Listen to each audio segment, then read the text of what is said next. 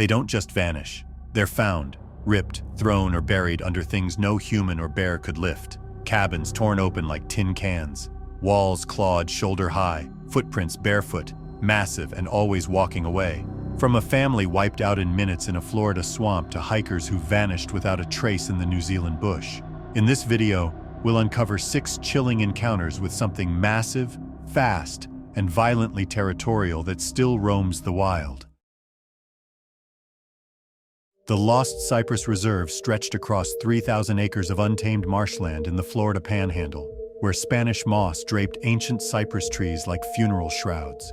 Rick Bledsoe had purchased 40 acres of this remote wilderness 3 years prior, constructing a modest cabin with his own hands alongside his wife, Dana, and their 2 teenage sons, Marcus and Trevor. The family sought refuge from modern life, embracing solar power, rainwater collection, and subsistence living.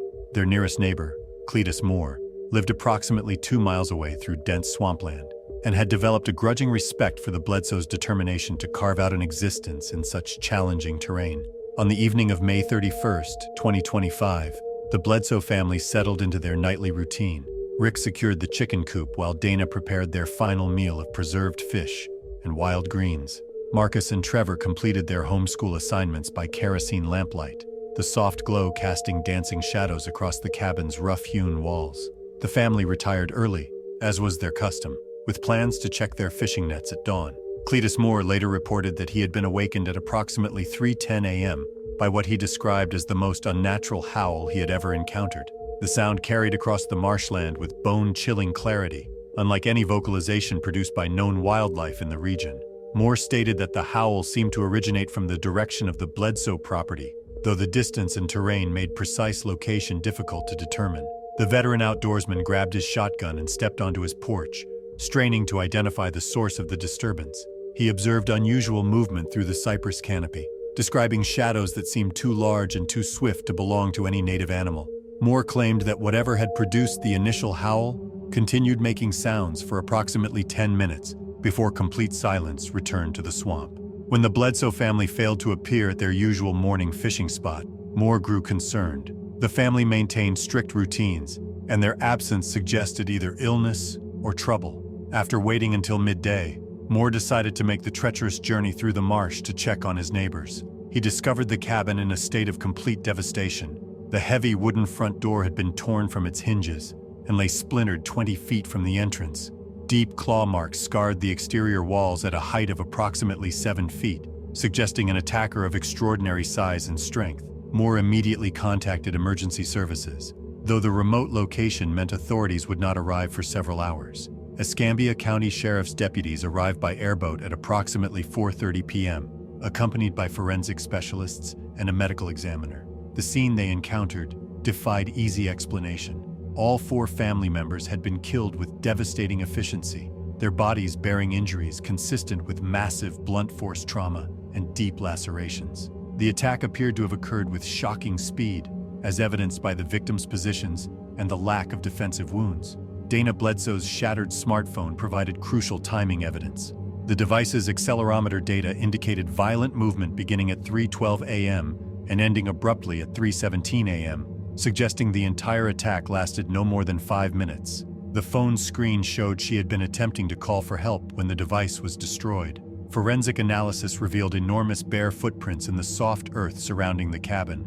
The tracks measured approximately 18 inches in length and showed clear toe impressions, though the stride length between prints exceeded human capability. The trail led directly from the cabin into the deepest part of the swamp, where tracking became impossible due to standing water and thick vegetation.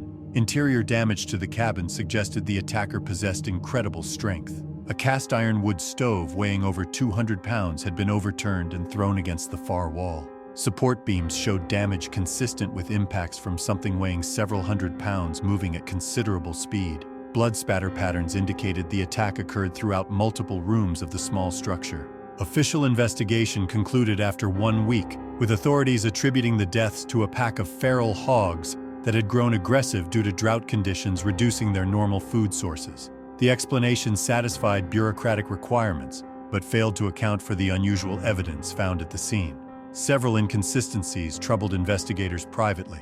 Feral hogs rarely attacked humans without provocation, and the level of structural damage exceeded their physical capabilities. The footprint evidence remained unexplained in official reports, though some officers noted the track's similarity to exaggerated human feet. Cletus Moore rejected the official explanation entirely. He insisted that what he observed moving through the swamp that night possessed intelligence and purpose that no wild pig could demonstrate. Moore subsequently abandoned his homestead and relocated to his daughter's house in Pensacola, refusing to spend another night in the Lost Cypress Reserve. The Bledsoe property remains abandoned, with the damaged cabins slowly surrendering to encroaching vegetation. Local hunting guides now avoid the area entirely, claiming their tracking dogs refuse to enter the vicinity where the family died. Some residents believe authorities deliberately obscured the truth to prevent panic and protect the region's limited tourism industry. The case file remains officially closed, though questions persist about what really killed the Bledsoe family during those 5 terrible minutes in the Florida swampland. Black Rock Ridge rose like a jagged spine through the Dinaric Alps, its granite peaks crowned with ancient pine groves that had witnessed centuries of human struggle. For most of his life, Goran Vukojevic had lived in solitude along the lower slopes of the ridge. A former forestry engineer turned recluse, Goran had retreated to the mountains in the late 1970s after a personal tragedy. His wife and daughter were killed in a car accident during the height of Yugoslavia's industrial boom. With no desire to remain in the cities, he rebuilt his grandfather's abandoned stone cottage using quarried granite from the surrounding cliffs and lived a quiet life of self-sufficiency. Goran maintained his existence through logging permits and the occasional visit from local trappers or supply runners. Despite his isolation, he kept detailed journals, recording wildlife patterns, weather data, and increasingly strange occurrences. Beginning in the winter of 1989, Goran began documenting what he described as nocturnal disturbances. These included rhythmic knocks against the stone walls, guttural howling that echoed through the canyons, and sightings of enormous silhouettes moving just beyond the tree line. By the winter of 1992, Goran had set up a series of makeshift sound traps, metal pans, tripwires, and bells strung between trees to determine if something was circling his property at night. On several occasions, he was awoken by the distinct sound of these alarms being triggered, but when he investigated, he found nothing, only disturbed snow and the eerie silence of a forest that felt too quiet. In early March 1993, meteorologists predicted a severe storm system moving through the region. Goran, well-versed in mountain weather, prepared as he always did, checking his food stores, double securing his roof beams, and stacking firewood waist-high. But this blizzard arrived with unusual ferocity, bringing winds that exceeded 100 kilometers per hour and snowfall that accumulated at unprecedented rates. Down in the valley, hunters seeking shelter in an abandoned shepherd's hut reported hearing strange vocalizations on the night of March 7th. The sounds carried through the storm with unnatural clarity, described as howls that resembled no known wolf calls. The hunters, experienced outdoorsmen familiar with regional wildlife, noted that the vocalizations seemed to originate from multiple locations simultaneously, suggesting either a pack of unknown animals or something capable of extraordinary vocal projection.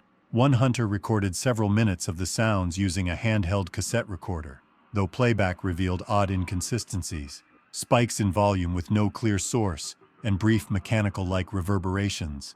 Over the next 2 days, the storm system swept through the region, leaving snowdrifts piled up to the windows of Goran's cabin. On the evening of March 8th, he made one last radio transmission to a nearby forestry outpost, saying he had heard the sound again, this time closer. He admitted that if he was mistaken, it was just because he was tired. After that, there was nothing more from him. When the weather finally cleared on March 10th, concerned neighbors from the valley organized a rescue expedition to check on isolated residents throughout the mountain region. The group included local police, emergency medical personnel, and experienced mountaineers equipped for high-altitude rescue operations. The rescue team reached Goran's cabin in the late afternoon, immediately recognizing that something catastrophic had occurred. The building's windows had been smashed inward with tremendous force, sending glass fragments across the interior rooms.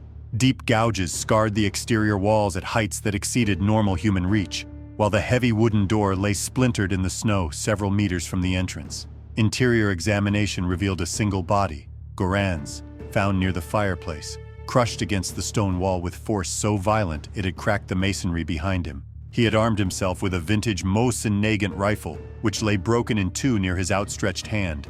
A blood trail suggested he had crawled several meters before succumbing to his injuries. Crime scene analysis revealed unusual footprint evidence in the snow surrounding the cottage. The tracks measured approximately 50 centimeters in length and showed clear toe impressions despite the harsh weather conditions. The stride length between prints exceeded human capability, while the depth of impression suggested enormous weight and force.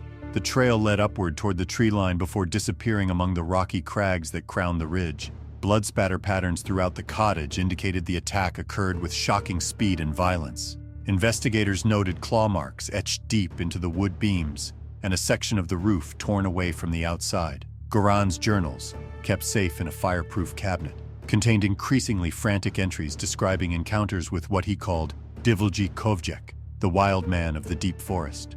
In his final entries, which were nearly illegible, he wrote of something that walked upright like a man, but towered above the tree line, something the old shepherds whispered about in their tales of the ancient woods. He suggested that something always followed the storm. He wondered if he was just losing his mind, but insisted the pattern was too clear to ignore. Regional authorities concluded their investigation within 1 week, officially attributing the death to a bear attack. They theorized that an unusually large brown bear had awakened prematurely from hibernation due to the severe weather conditions and had subsequently turned aggressive due to starvation. This explanation satisfied administrative requirements and avoided creating public panic during an already tumultuous period in the region's history. However, several aspects of the evidence contradicted the official conclusion.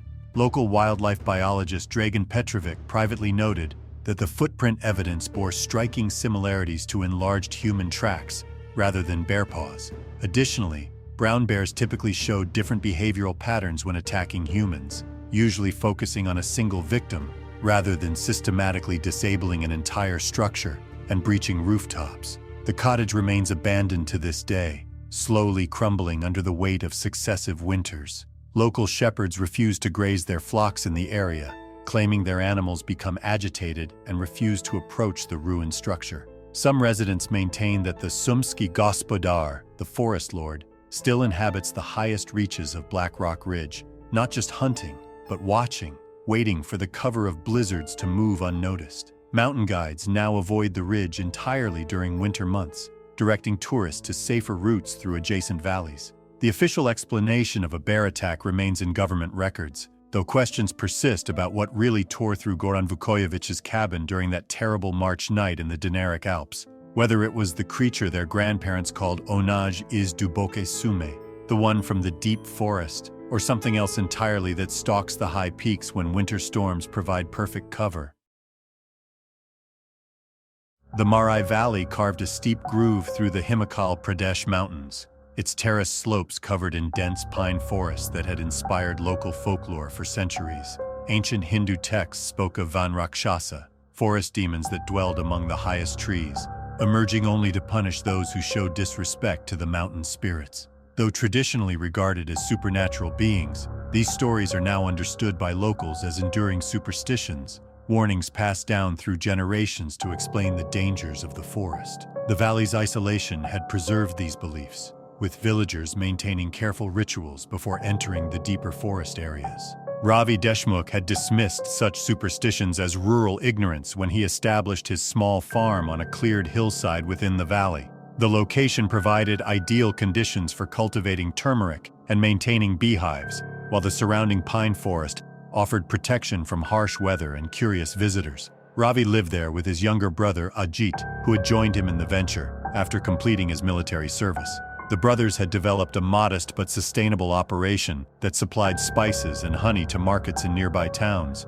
The brothers had thrived during their 3 years in Marai Valley, with Ajit regularly traveling between the farm and commercial centers, handling sales and purchasing supplies that they could not produce themselves. Their success had begun attracting attention from other families seeking similar rural independence. In July of 1981, strange occurrences began disrupting the brothers' routine. First, a dozen beehives were found overturned, with the wooden frames smashed and the bees missing. They assumed it was the work of a bear, until they found no claw marks or tracks leading away. That same week, their irrigation pipes were torn from the soil and twisted into shapes that defied explanation, as if bent by massive hands. On August 15, 1981, Ajit departed for Shimla on his regular supply run, planning to negotiate contracts with several hotels that had expressed interest in purchasing their organic honey. The journey required 2 days of travel by bus and foot, leaving Ravi alone on the remote hillside farm. Such separations had become routine, with Ravi capable of managing the property during his brother's brief absences. Ajit completed his business negotiations successfully and began the return journey on August 17th, carrying supplies and advance payments from new customers. The final portion of his trip required a steep 3-hour climb from the valley road to reach the farm. He had made this ascent countless times, following a narrow trail that wound through increasingly dense pine forest before emerging onto the cleared farmland. But this time, he never reached the farm. Ajit vanished somewhere along the forest trail. The next morning, Ravi, worried by his brother's delay, hiked partway down the trail, only to find Ajit's backpack shredded beside an uprooted pine sapling. No blood, no body, just the bag, and enormous footprints circling it in the mud before disappearing into the underbrush. In the following days, fear gripped Ravi. He began sleeping with his grandfather's rifle beside his bed and refused to work the fields after sunset. On the night of August 21st, the farm's livestock broke through their pen and fled into the forest. Ravi followed, hoping to retrieve the goats, but something in the darkness sent him running back to the house. That night, he barricaded himself inside and wrote frantic letters to relatives in the valley, begging them to come help him search for Ajit. Over the next 3 nights, Ravi documented increasingly disturbing events in his journal. Claw marks appeared on the doors each morning. Steady sounds of breathing came from the tree line. Shadows taller than any human slid between trees at dusk. On August 24th, he attempted to flee down the mountain trail, but found it blocked by fallen trees, massive pines that had been uprooted and deliberately placed across the path. On August 27th, Ravi made one final journal entry describing how something had been circling the house all night, occasionally scratching at the walls. He wrote that he could hear it breathing just outside his window. The entry ended mid-sentence. When forest officials arrived 3 days later, alerted by Ravi's failure to appear at a scheduled meeting in town, they found devastation. The wooden fence surrounding their vegetable garden had been completely destroyed, with support posts snapped off at ground level and wire mesh scattered across the hillside. The brothers' small barn showed similar damage, with its roof partially collapsed and walls bearing deep gouges that appeared to have been inflicted by enormous claws. The main house presented an even more disturbing scene. Windows had been smashed from the outside with tremendous force, sending glass fragments throughout the interior rooms. The heavy wooden front door lay splintered in the yard, while massive claw marks scarred the exterior walls at heights exceeding normal human reach. Fresh blood stained the wooden porch, and scattered belongings indicated a struggle of devastating intensity. Inside, authorities found no human remains, only shredded clothing, blood traces, and shattered furniture. Ravi's journal lay open on the kitchen table, its pages scattered and some torn.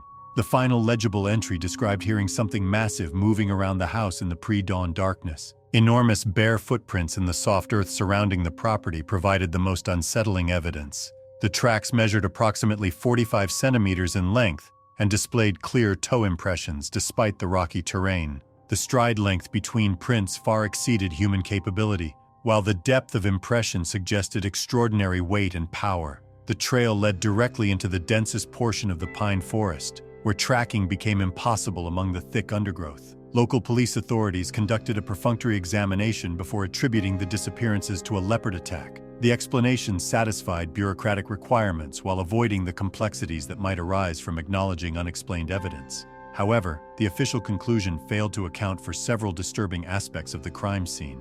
Leopards rarely attacked multiple victims simultaneously, and the level of structural damage exceeded their physical capabilities.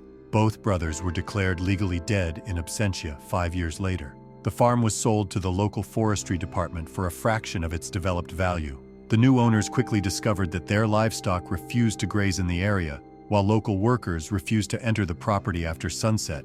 Local residents began avoiding the area entirely after news of the tragedy spread through neighboring villages. The pine forest surrounding the abandoned farm acquired a reputation for strange sounds and unexplained movements, with some claiming to hear human-like vocalizations echoing among the trees during dark moon nights. Forestry officials eventually restricted access to the upper valley, citing safety concerns and wildlife protection requirements. The property remains abandoned 40 years later, slowly being reclaimed by the encroaching forest. Pine trees have grown through the collapsed buildings, while the mountain spirits that local folklore claimed inhabited the area seem to have reclaimed their domain. The story of what happened to the Deshmukh brothers lingers not just in rumor, but in the claw marks, footprints, and Ravi's scattered journal entries that survive just long enough to document the terror. The official explanation of a leopard attack remains in government records, but no one local believes that anymore.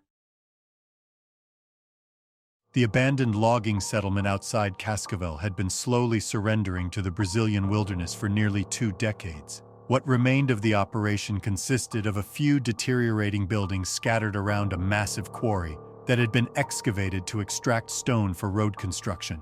Heavy rains had transformed the quarry into a deep, murky lake surrounded by dense mata verde that concealed the industrial scars with aggressive vegetation growth. Lucas Ribeiro, a wildlife biologist, established a temporary field station on a reinforced concrete platform near the quarry's edge. Once the foundation of a storage facility, he converted the platform into a functional living space using modular shelters, solar panels, and reclaimed materials from nearby structures. The location offered elevation, visibility, and relative security from wildlife. It also gave Lucas proximity to a biodiverse corridor emerging through natural forest regeneration. Lucas arrived in early September 2007, alone and determined. Recently separated from his academic department after a dispute over funding misallocation, he viewed the project as a chance to re-establish credibility on his own terms. He planned to document changes in species behavior across rewilded corridors between fragmented sections of the Mata Verde. The only human contact he maintained was with Leandro Santos,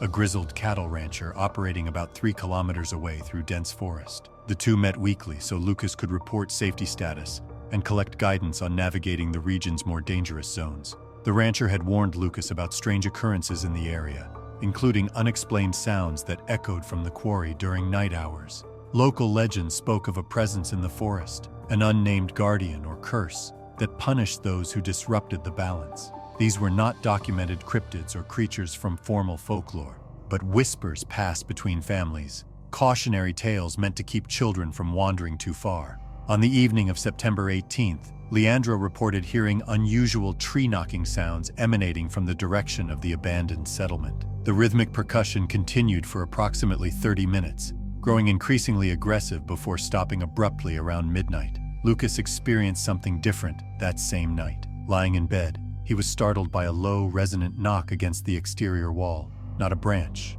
not wind, something deliberate. When he stepped outside, the forest had gone completely silent, the usual nighttime chorus absent. A second knock came minutes later, but from the opposite side of the shelter. Then a third, always distant enough to keep him guessing, close enough to be real.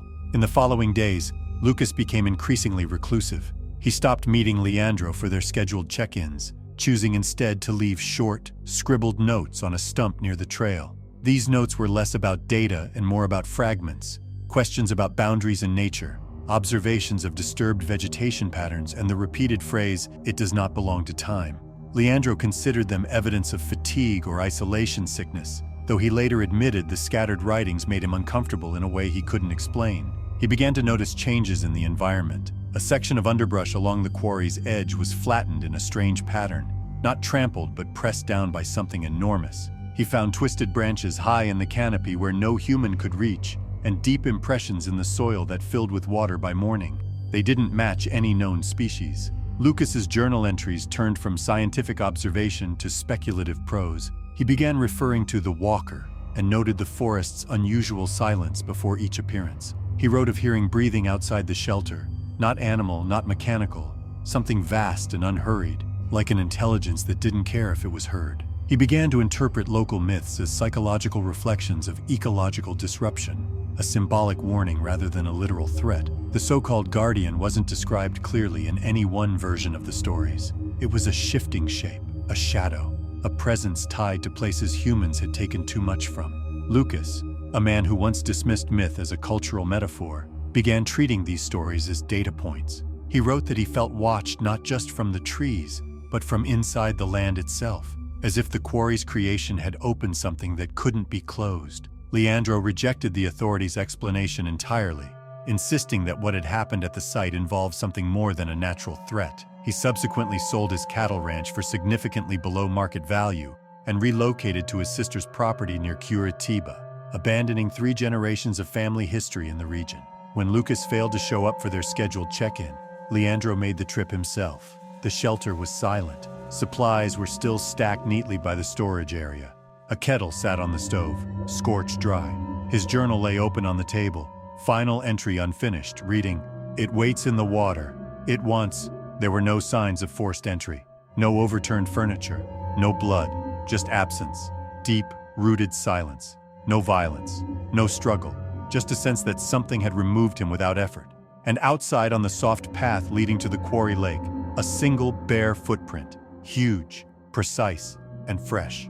The authorities launched a limited investigation, but quickly closed the file, citing probable misadventure. A man alone in a dangerous wilderness was not an uncommon story.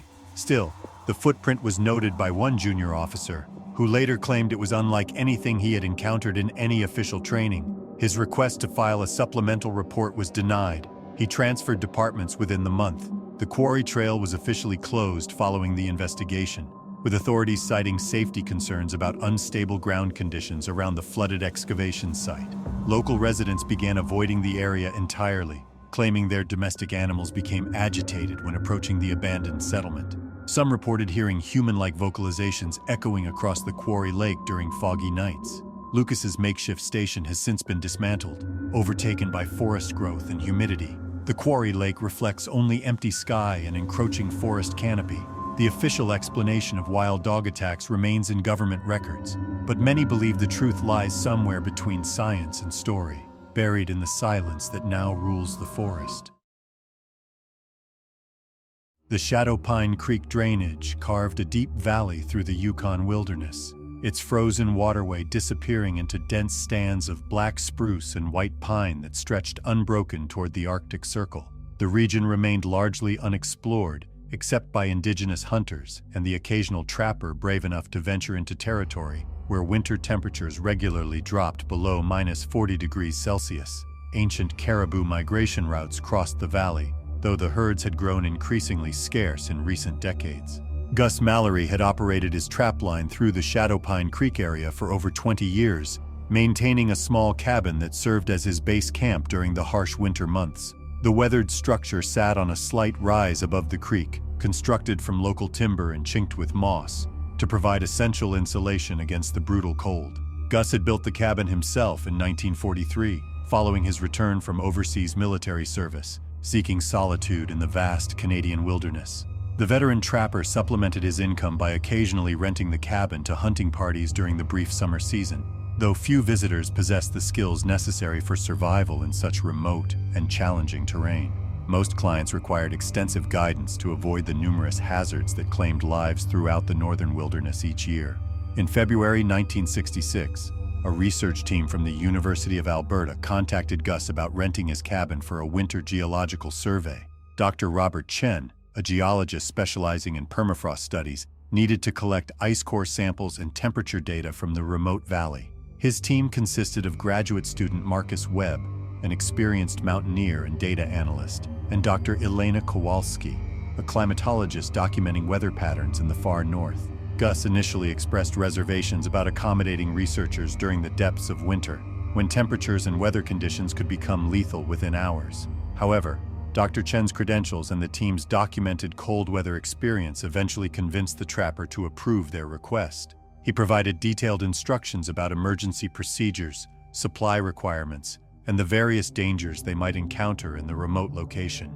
The research team arrived at the cabin on February 10th, traveling by chartered ski plane that landed on the frozen creek surface. Gus helped them unload their scientific equipment and supplies, ensuring they possessed adequate food, fuel, and emergency communication devices for their planned week-long study. The team appeared well prepared and focused on their research objectives. Gus departed on February 12th to check distant sections of his trapline, planning to return in 1 week to assist with the team's evacuation. The arrangement provided the researchers with complete privacy, while ensuring that experienced help remained available if emergencies arose. Similar arrangements had worked successfully with previous clients, though none had visited during such severe winter conditions.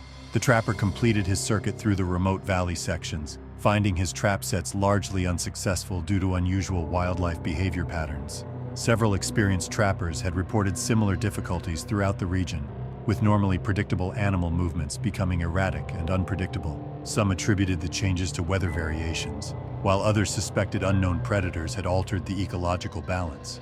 When Gus returned to his cabin on February 19th, he immediately sensed that something was wrong.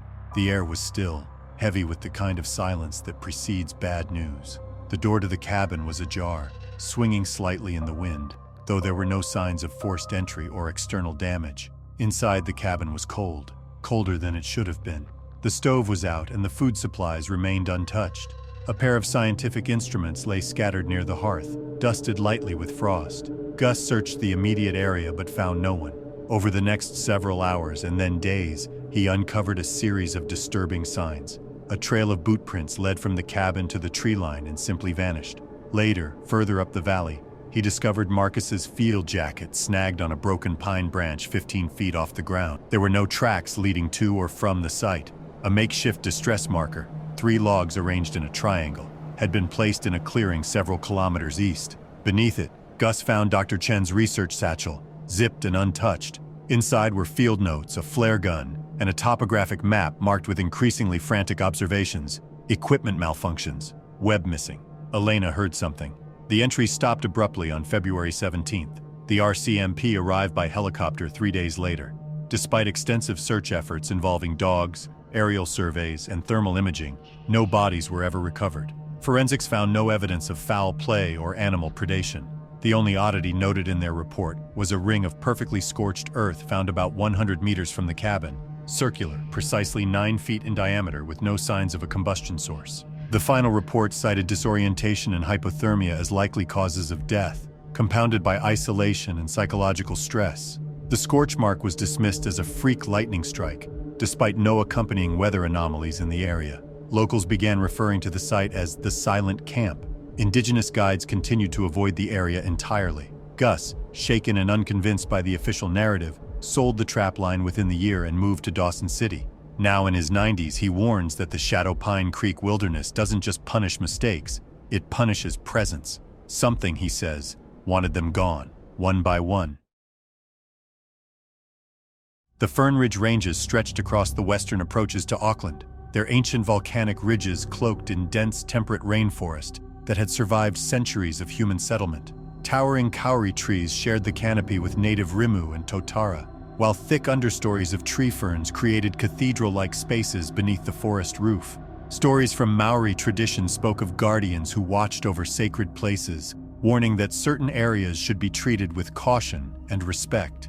Anna Keegan had relocated from Ireland to Auckland 5 years earlier, drawn by New Zealand's vast hiking network and strong conservation ethos. By late 2002, she had developed a close friendship with 2 colleagues, Colin Price, an ecologist from Wellington, and Melanie Reed, a visiting pediatric nurse from Manchester. The 3 often explored local trails on weekends, preferring quieter tracks that wound through deep bush and off-grid landscapes. On November 23rd, the group planned a 1-day loop through the Silver Fall Track, a moderate route known for waterfalls and dense canopy views. Conditions that day were ideal: no wind, filtered sunlight, and clear trail markings. It was chosen specifically for being scenic but not strenuous. Anna had prepared detailed maps and emergency supplies, following safety protocols she had learned through local tramping clubs. The track wound steadily upward through stands of nikau palms and kauri, crossing several small streams via wooden bridges. They kept an easy pace, pausing often for native bird sightings and moss-covered rock formations. About 2 hours in, Anna stopped to adjust a hiking boot that had begun to rub uncomfortably. The others continued ahead, agreeing to slow their pace until she rejoined them. She expected to catch up quickly, but the terrain curved sharply around a ridge, and the thick forest absorbed sound more than expected. When she reached the next clearing, the trail was empty. At first, it seemed they had simply moved faster than planned, but after another 20 minutes of hiking, there was still no sign of them. She called out repeatedly, without response. The dense foliage made visibility difficult, and her sense of orientation began to falter. Roughly a kilometer further, Anna came across Colin's backpack sitting upright in the middle of the path, untouched and zipped. No footprints led away from it. The surrounding ferns were undisturbed. Approximately 20 minutes after resuming her hike, Anna discovered a steep-sided depression approximately 5 meters off the main track, partially concealed by overhanging tree ferns and dense undergrowth. There she found Melanie's hiking pole, snapped and embedded in the mud beside what appeared to be a large, unnatural footprint, bare, elongated, and deeply sunken into the earth. But there were no other signs of struggle, no blood, no clothing, no calls for help, only an unnatural stillness that seemed to press in from all sides, as if the bush itself was holding its breath. She waited in the clearing for what felt like an hour, calling out sporadically, listening for any sign of Colin or Melanie. Nothing came, just the distant call of a twee and the steady hush of wind through the canopy. When she finally used her cell phone to contact emergency services, her voice barely worked. She kept glancing over her shoulder, unable to shake the feeling that something had been watching her since she stepped off the trail. Search and rescue personnel arrived in the late afternoon, accompanied by police detectives and forensic specialists. The team conducted a thorough examination of the scene before transporting the recovered items to Auckland for detailed analysis. The investigation focused on identifying potential animal encounters, though the evidence presented several puzzling inconsistencies. The official conclusion was that Colin and Melanie had become separated from the trail and likely succumbed to exposure or injury in the dense, disorienting bush. But privately, some investigators admitted the evidence didn't line up. The single massive footprint found near the pole was never explained. The Silverfall track was immediately closed to public access, with authorities citing safety concerns about aggressive wildlife in the area. Warning signs were posted at all trailheads, though the specific nature of the danger remained vague in official communications. The closure effectively ended recreational hiking throughout a significant portion of the Fern Ridge Ranges. Anna relocated to Tasmania several months later. Despite returning to teaching, she avoided outdoor excursions entirely. Friends noticed her growing obsession with topographic maps, as if searching for something she could no longer define. She never again spoke of what happened. Local Maori communities expressed little surprise at the incident. Some elders noted that their ancestors had traditionally avoided certain areas of the ranges for reasons they didn't always explain. Not out of fear, but out of respect. There were places you simply didn't go. The Silverfall track remains officially closed 20 years later, slowly being reclaimed by the aggressive growth of temperate rainforest vegetation. Department of Conservation officials cite ongoing wildlife management concerns, though specific details about the nature of these concerns remain classified. The story of the disappearance persists among locals and hikers, passed on in quiet tones, not a story of violence, but of something ancient and unknown, reminding people that not all wild places want to be found.